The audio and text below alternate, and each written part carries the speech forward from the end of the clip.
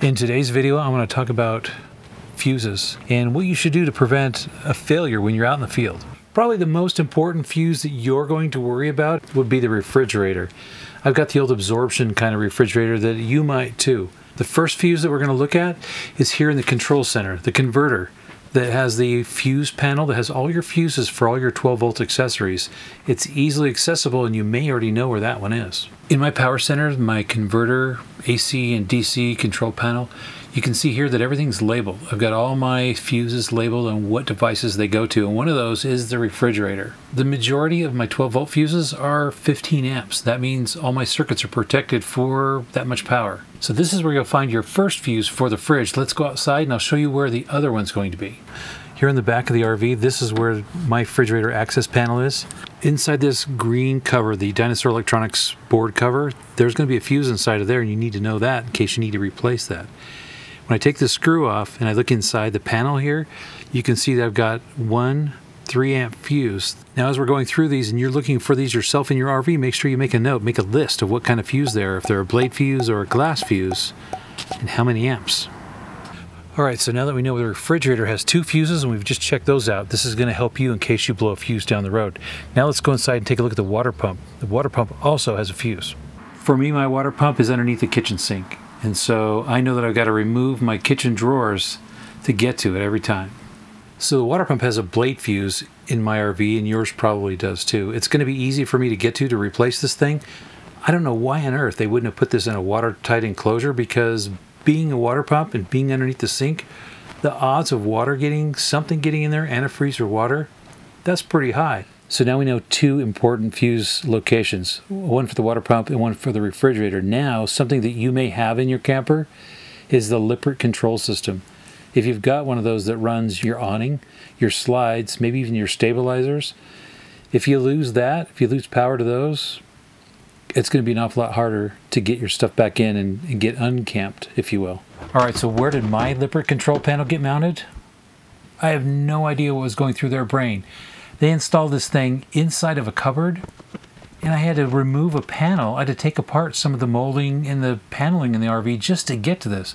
Why would you build something like this? It makes absolutely no sense. How I found my control center was when I was pulling in the slide, I heard some clicking like a relay. It goes tick, tick, and the clicking came from inside a wall, and I thought, well, that's really strange. So with a little bit of investigation, I found out where it was and took apart the panel, and now I know how to get to it.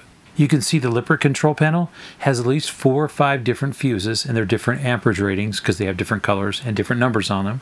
That I could find, there are 2 automatic reset breakers. These things are designed to take some load, and when there's a problem, they'll trip, and then they'll reset themselves. If the problem still exists, then you've got to find the problem. So if you find your controller, make sure you take a note of how many fuses they are, what the amperage ratings, because you're going to need that list later. Now let's go outside and I'll show you where a couple more breakers are that might be important to you. If you trip these, you're going to have no power anywhere in the camper. I'm underneath the front of the camper. This is where my stabilizers are. I've got the switches for turning on and off levelers to get them down. What you might not know is there's an automatic trip breaker underneath here. For safety with the electrical system, you're going to have breakers at some point, even fuses in line at different locations. I've got 2 of them up here. My first one here is the 250 amp breaker. And when this breaker trips, I can come under here and push the little yellow tab back in, and it will reset the power. Originally, my camper came with a 50 amp inline breaker, and that's just not enough because I've got an inverter that's going to pull more than 50 amps. So this 250 amp breaker is going to be sufficient for the wiring I have. But the original one was right up here. Easy to get to, something to know. All right, this last fuse is going to be my tongue jack fuse. It's located not too far from the battery. It is in a watertight enclosure, which is a good thing. It's easy to get to. And one more thing that you should know to help you get out of a jam. All right, so we found the refrigerator, the water pump, the Lippert control system in my case, the tongue jack reset, and of course the main power for your camper or RV. I try to keep 5 fuses of every kind that's important to me in the RV, in a box or a bag somewhere. This way, you know you'll have spares in case maybe you need to help someone else that you're camping with.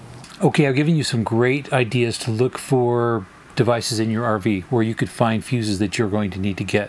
What kind of fuses do you need? Well, the most common is a blade fuse. That number on the top of the fuse is going to be the one that you're going to be using to replace your fuse with when you're down at the store. Now the other type of fuse is a glass fuse. This is just a simple, pretty standard fuse, different rating inside. And the fuses here, the number is going to be written on the side of the metal casing. If you're like me, you're going to need glasses to read that.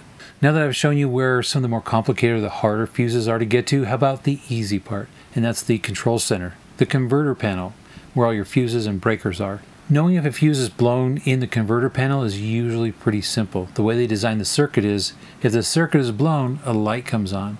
And you can see by me pulling one out with a pair of needle nose pliers, when you take it out, the red light comes on. And that's really handy. And of course, as always, if you're not comfortable with dealing with power, you want to hire a professional or get a hold of someone that does know how. For me personally, I do this pretty often, so it's not a big deal. In this case, I could be using my fingertips, but my fingers are pretty fat and I'm going to have a hard time getting those in there, so I'll use the tips of some needle nose pliers to pull the fuse. I can use that same process for putting the fuse back in. Well, that's what I wanted to show you today, and the fuses that you might need to replace, making sure you get a list of those fuses and buy some extra fuses before you need those. So you'll have those on hand when you go to replace them if you're out boondock camping and you're not anywhere near a store. All right, well, hopefully this information was useful for you. You got something out of it. Make sure you smash that like button down below, and if you're new here, consider subscribing to get more videos like this. Thanks for watching. We'll see you on the next one.